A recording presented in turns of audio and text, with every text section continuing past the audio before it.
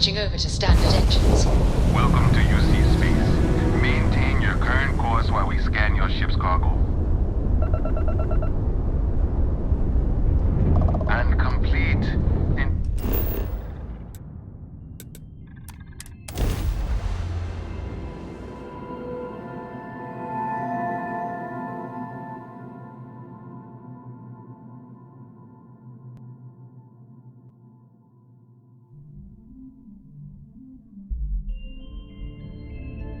Let's pop into Outland while we're here, and see if Joe has anything useful to add to our arsenal.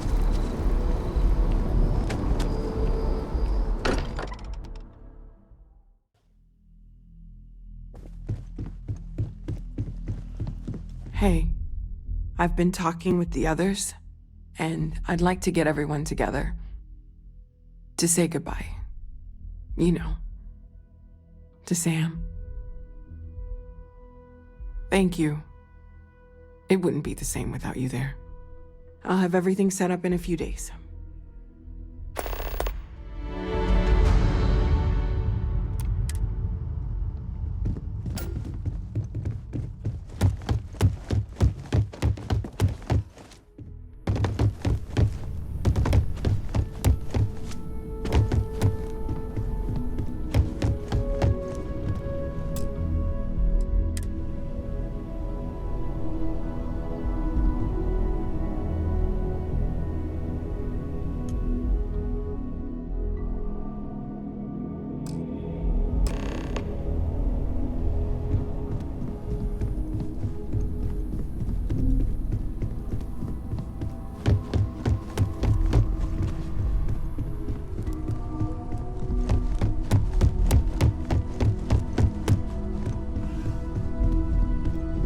Constellation is no stranger to loss. Our own founder left on an expedition and never returned. It is easy to talk about the glory and excitement of breaching into the unknown, of lighting the darkness. But it is harder to stare into the face of the cost. That all of our progress is built on top of the lives of those who dared. And that we owe them the courage to continue our work in their memory. Thank you, Sarah. If anyone else would like to say a few words.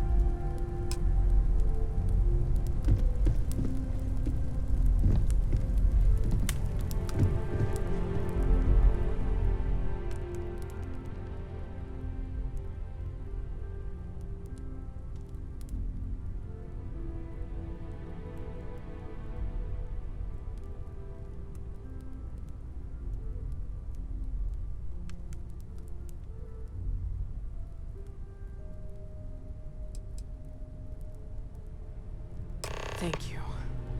If anyone else wants to say something.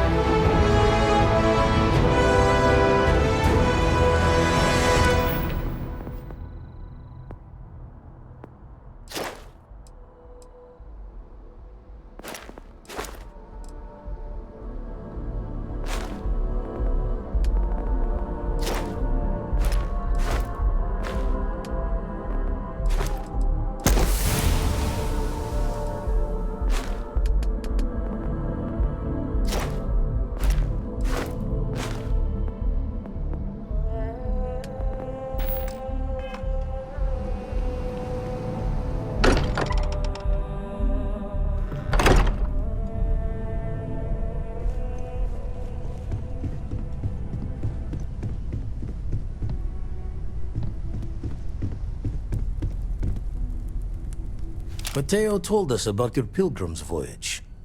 You found it, didn't you? The meaning of unity.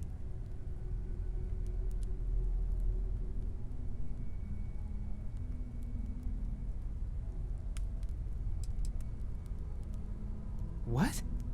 It can't be. Our colleague is alive in some alternate dimension?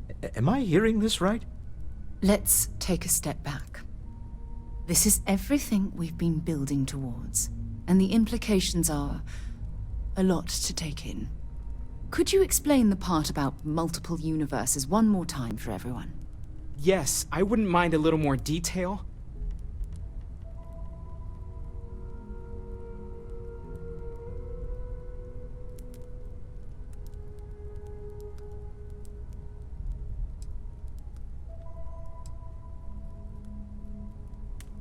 And that's why the Starborn want the artifacts so desperately. They're the keys to unlocking the infinite. I don't even want to think about the physiological changes you'd need to travel between universes.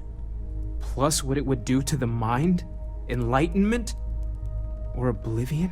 Like the Hunter. You have the opportunity to reach the closest thing to your god that might exist. And you're second-guessing it? One doesn't approach the afterlife without some trepidation.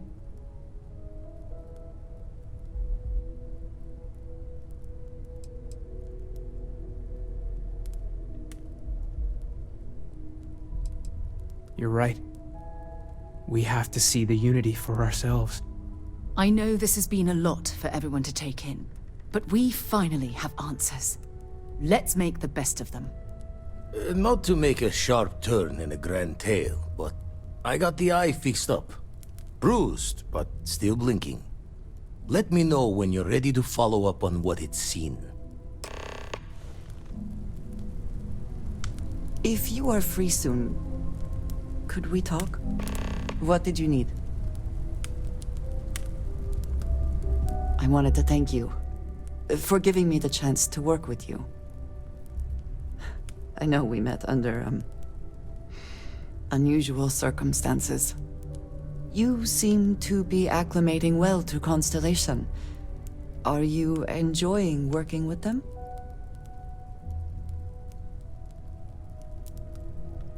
I think none of us were expecting what we have found. Well, perhaps Matteo. You have certainly become a vital part of the organization. That is a credit to your abilities. If I may, from what you have seen, do you think I fit in well with the rest of Constellation?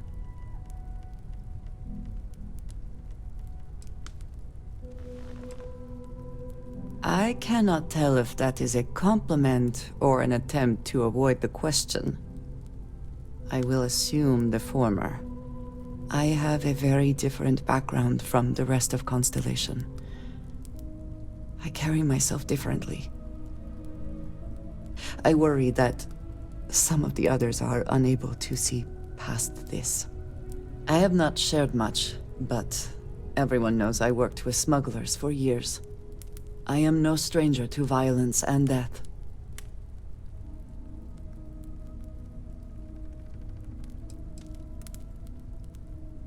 Yes, exactly. I survived. That was the only goal. For those that have not lived it, it can be difficult to imagine or accept. Others here have seen conflict, but for more noble causes. Vladimir is the only one here who can begin to understand. He was the one who pressed the group to include me. I lack his charm. He puts others at ease. I fear my presence does the opposite.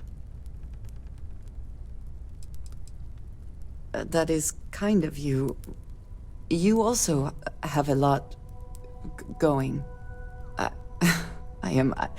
I find expressing affection difficult, but truly. Thank you. I know this seems trivial, perhaps childish. I have just always relied only on myself. I have never been surrounded by people like this. By a group I wish to be a part of. Does that make sense?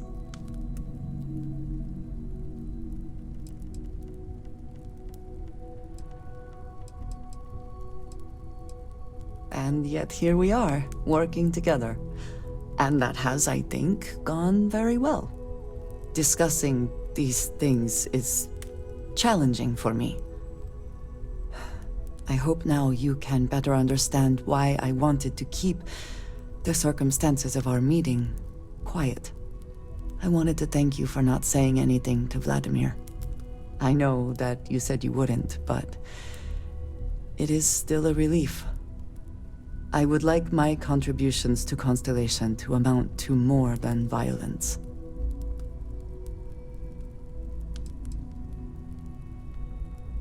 Indeed it was.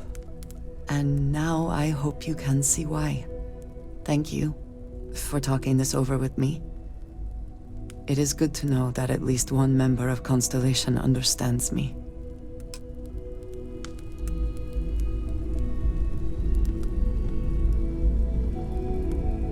These last glimpses from the Eye are from the farthest fringes of known space. Could be the only remaining pieces outside the hands of the Starborn.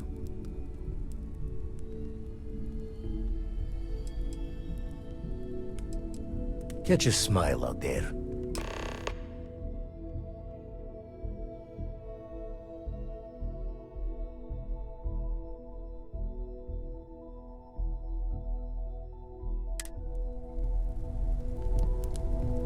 It's been quieter around here ever since Vladimir went to live on the Eye full time.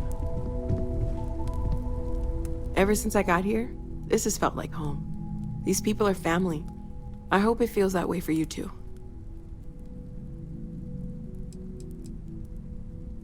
Stay safe, okay?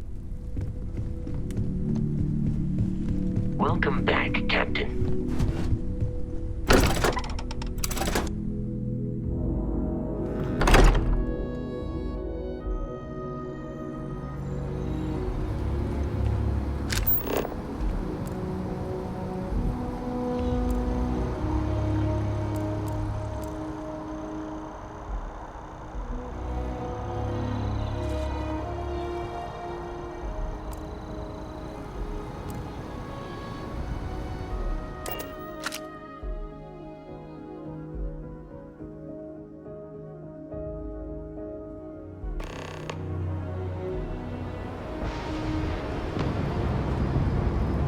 Anything I can help? Hey, what can I do for you?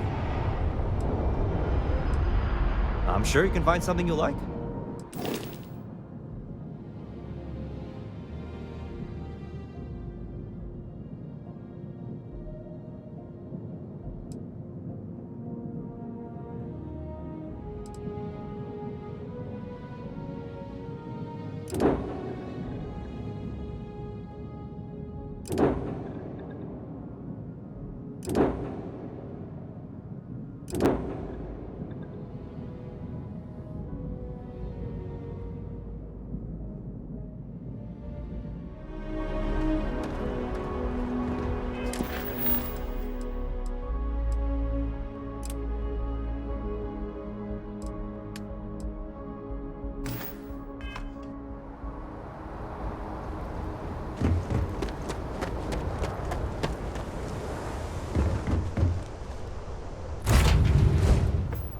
I have things for you.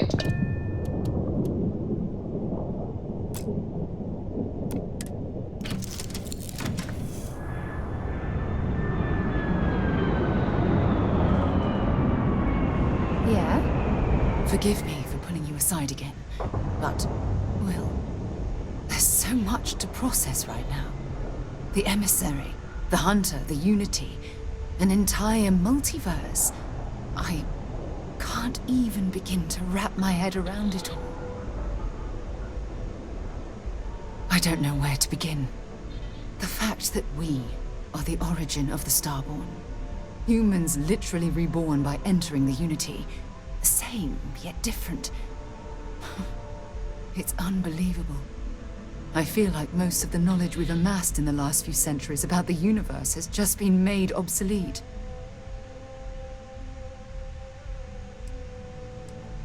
Yes, that's exactly right.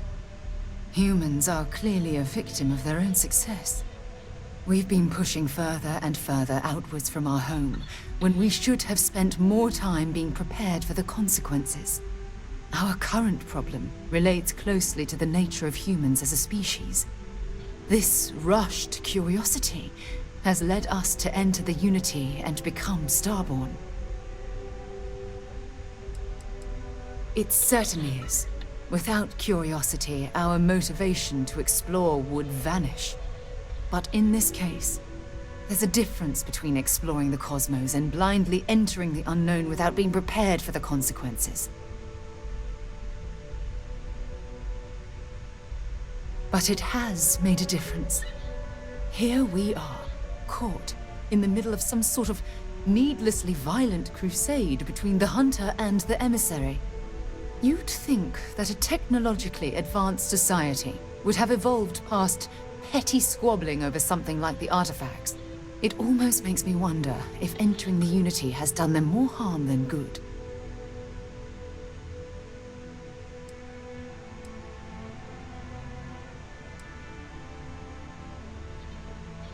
Oh, absolutely. Their arrival in our universe is much too timely to be for any other reason. It's also clear that the need to collect these artifacts are an obsession for them, almost bordering on an addiction. That leads me to wonder what the Unity has done to their minds and their souls. No, that's not it at all. When you pass into whatever lies beyond, we don't know what will become of you. Will you remember your life as you knew it? Will the hunger to collect the artifacts consume your life like it's clearly consumed the Starborn?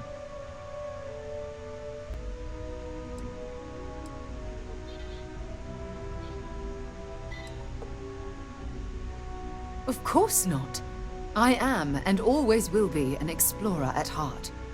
My concern is how fundamental the change will be to ourselves as people.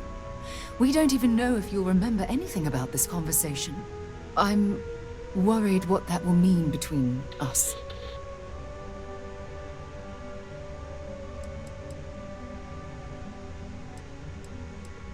I'm just as curious to find out what's on the other side as well. But that's not the point. As the chair of Constellation, I want all of us to have this opportunity to explore the Unity.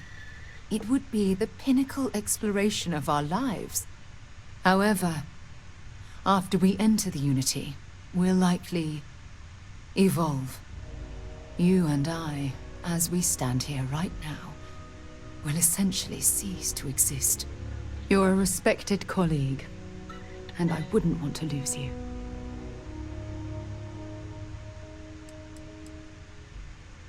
I'm not sure. I'm guessing based on what we've learned. Even if I accompany you into the Unity, the question still remains. Would we know each other anymore? Even if we did, would we care? Part of what I do as chair of Constellation is weigh the costs of our expeditions.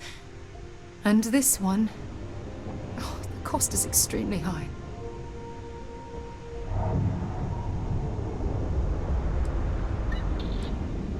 I know. Damn it. I know. Listen. I realize nothing that I say is ever going to change your mind or diminish the enticement of this incredible opportunity. All I ask is that you research the facts before you blindly stumble off into the unknown.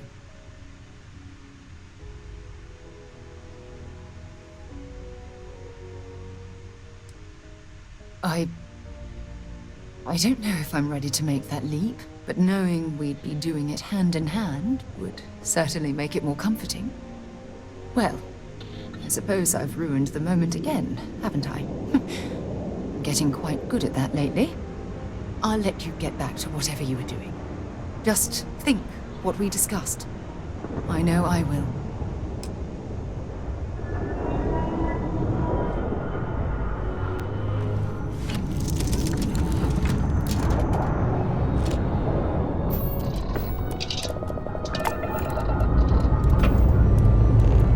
Escape trajectory plotted.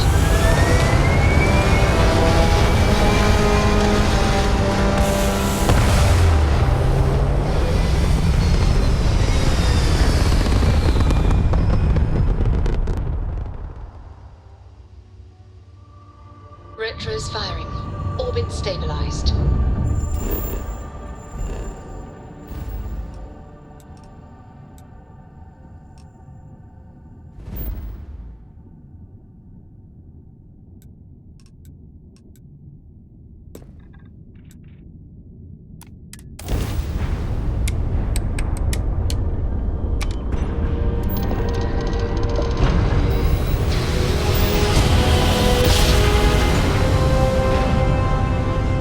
Grav jump complete.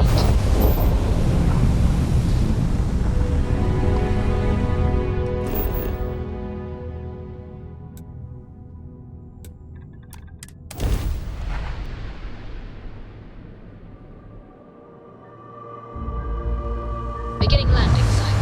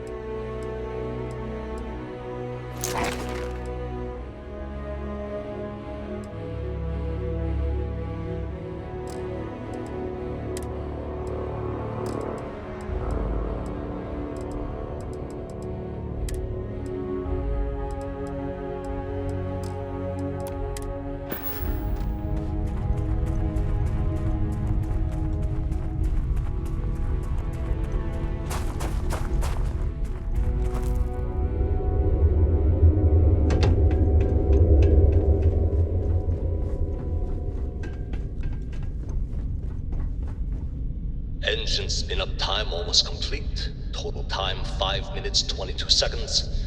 Right on schedule. How are the helium-3 valves holding, Nova? We double-checked the leakage concerns this morning before the launch. All signs green. Any changes to the calculation sequence from Voltaire? No changes since we uploaded the last figures yesterday. It's a clean shot from here to Jupiter. One day the computer will be on board the spaceship. Just imagine that. One miracle of science at a time, Canaveral. Counting down in 5, 4, 3, 2, 1.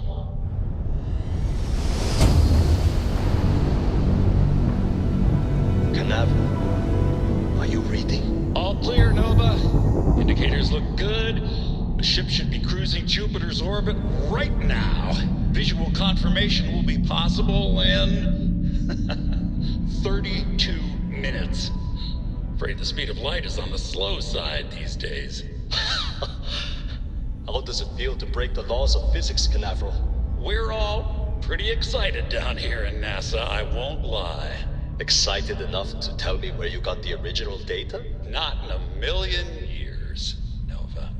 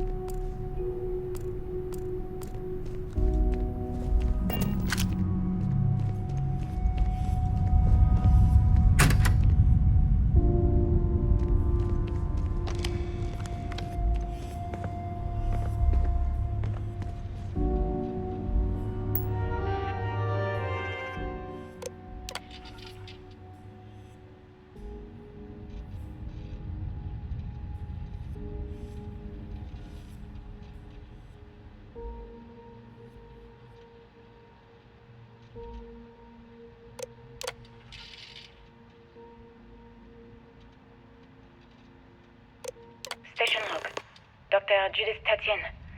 The recent delivery from Mars is unsettling. I was expecting rock samples or maybe fossils of microbial life. Instead, Dr. Victor Isa comes with 2 members of the military. Everything they brought back is under wraps. What could a theoretical physicist need with a sample from Mars? Station log. Dr. Judith Tatien. I've been trying to cozy up to Dr. Isa, Victor, to see what is going on. His team has completely commandeered one of the labs with those 2 military handlers, checking who comes in and out. I joked that maybe he found a little gray man and was doing an autopsy, and he grew very pale. 2 days later, he sends me a request asking for more information on my background in material science, metallurgical engineering. Oh, we have a meeting tomorrow. I think I'm being invited into the lab.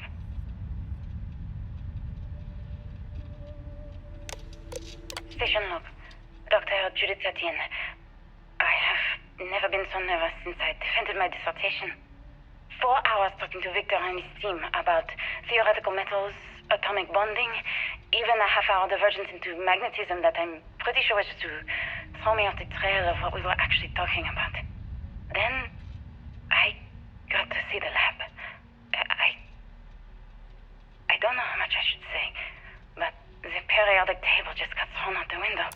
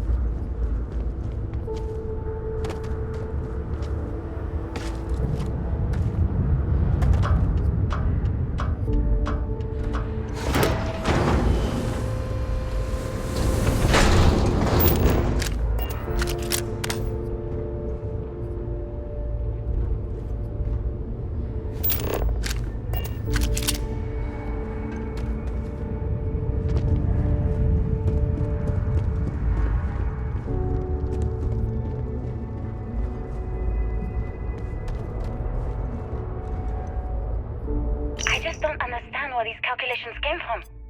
There's something wrong with the math? I think it's quite straightforward. That's not what I'm asking. We've had no success extracting even a sample of material from the object.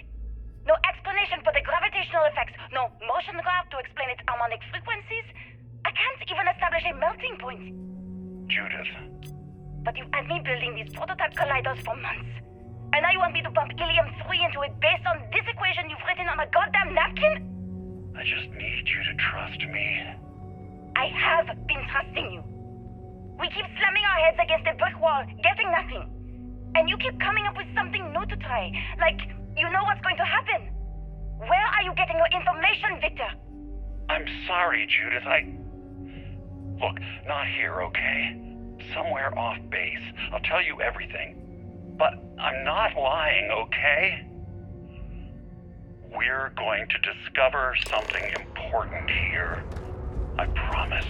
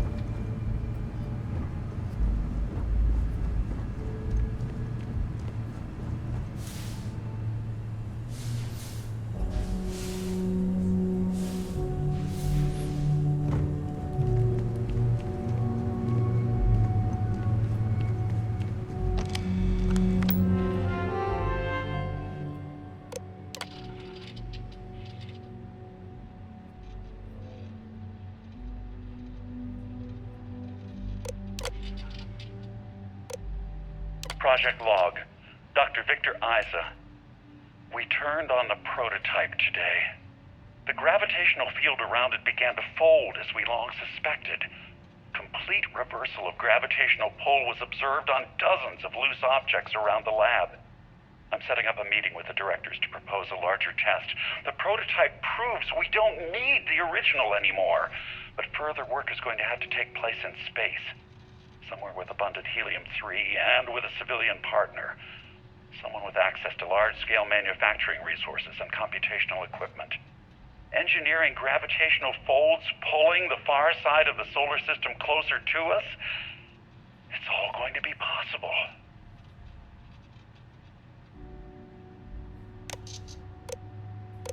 Project Log, Dr. Judith Tatian. I watched the gravjet tests from the moon today. It was the first time we were able to talk to the team at Nova Galactic directly. So many things were under wraps before, but now everyone wants all the publicity they can get. I'm already seeing proposals for manufacturing androids of drives, expeditions to Alpha Centauri and beyond. It's also overwhelming and worrying. It could take years. Decades before we know what all these side effects of operating a grav drive can be. But no one wants to hear that right now. Like a bunch of pioneers racing towards the edges of the frontier without knowing about the grizzly bears in the mountains.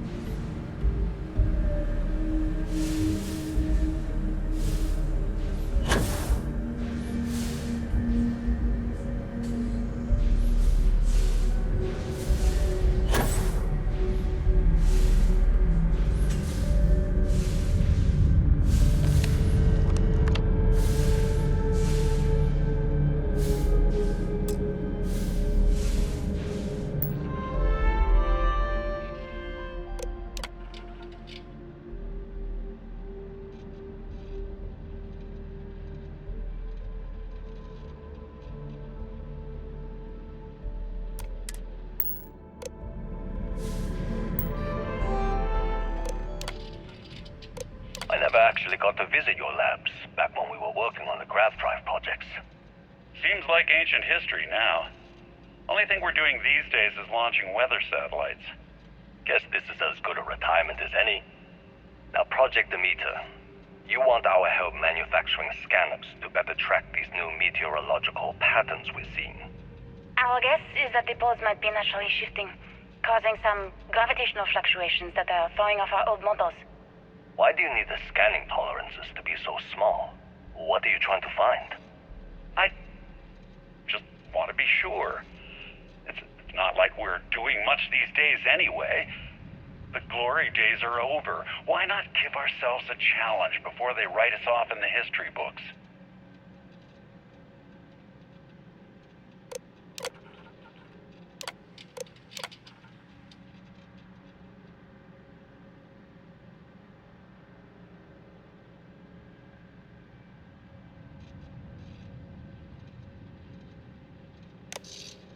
I know what I'm seeing, Victor. The data coming back from the satellites is very clear. It's the grav drives. All those jumps from the moon. At this rate, Earth's atmosphere is going to start sputtering out into space. Can the drives be fixed? I'm working on some designs that should discreetly solve the problem, under the guise of an emergency update to the fueling pumps. We're talking about the end of Earth, and you're trying to be subtle about it. Judith, the last thing we need is people losing faith in grav drive technology. That might be our only option. To what? Are you seriously saying we should abandon Earth? The timeline is under 50 years. A blink of an eye for a planet, but more than enough time for a human exodus. And what do we tell people? We say it's an act of God, one that science has found a solution for. Time for humanity to take its place in the stars. You knew, didn't you? You lied to me. My name is Dr. Victor Isa. And if you're listening to this, then you probably already know the truth. I was young when I first headed the retrieval team of an odd gravitational anomaly on Mars. But I kept what really happened that day hidden from everyone except one other person. Even she didn't believe me at first. But I have no reason to lie to anyone now, so I hope you'll accept this confession, whoever you are. When I touched the anomaly, I experienced 12 days of lost time. I met myself. He told me everything that has since come true. The grav drive equations, the tests on the moon, Earth's atmosphere sputtering away because of what we had done.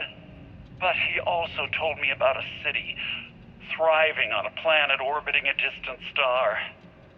Human culture, art, music, lifestyles evolving and shining brightly across all of space. What price would I be willing to pay for that future? Maybe you don't believe me. Maybe Judith was right and I'm just a coward who wants to believe his mistakes were justified. But everyone has forgotten about the real origins of the grav drive, this artifact from Mars. I hope you make better use of it than I did.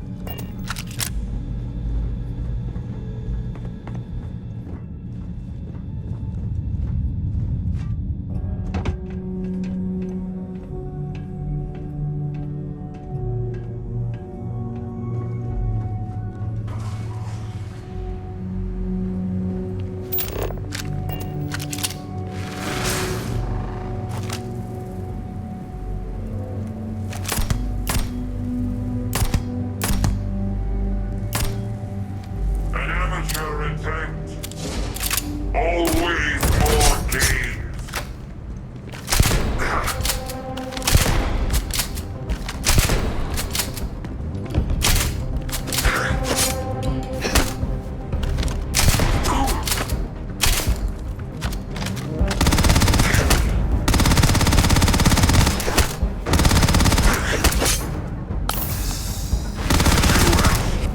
My patience.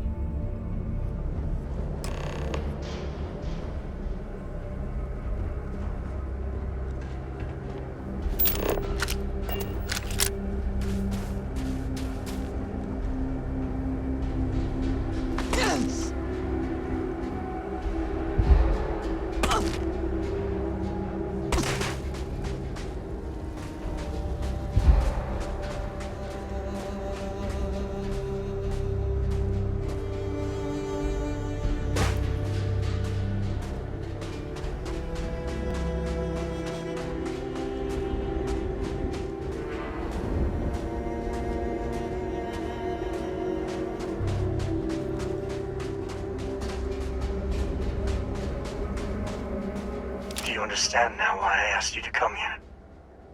The artifacts unlocked the secret of interstellar travel. At the cost of Earth. An easy trade, honestly. Why have one world when you can have all the settled systems?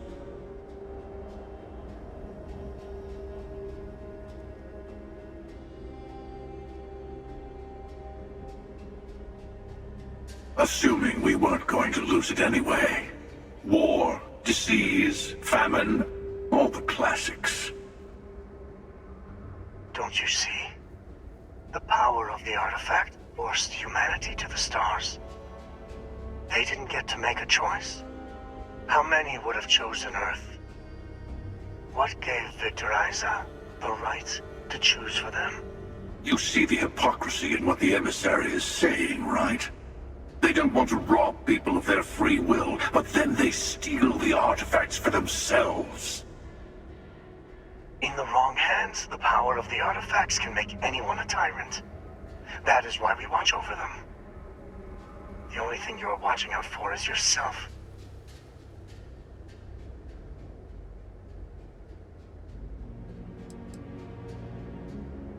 Don't be a fool. The emissary and I may have our differences, but you do not want to give us a common enemy. For once, he is right. Don't do this. We can collect the final pieces together.